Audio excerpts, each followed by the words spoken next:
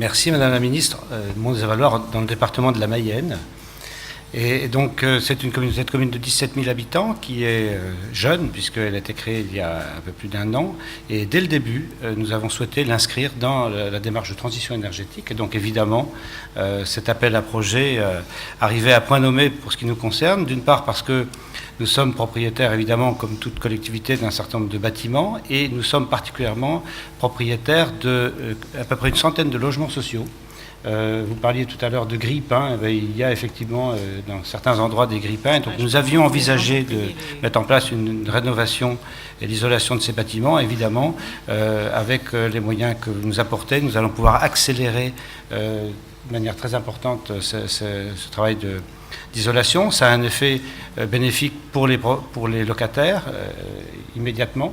Et puis, les professionnels du bâtiment sont en train de s'engager dans cette démarche avec nous.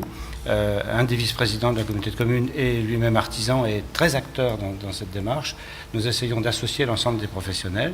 Par ailleurs, nous mettons en place tout ce qui concerne les déplacements avec véhicules électriques. Nous avons un objectif d'achat de 3 véhicules électriques intercommunaux. Également la mise en place de déplacements doux sur la communauté de communes. Et par ailleurs, notre objectif, c'est de faire en sorte de développer les énergies renouvelables. Nous avons aujourd'hui à peu près 50% de l'énergie électrique est produite sur place par des éoliennes. L'objectif, c'est d'arriver à 100%.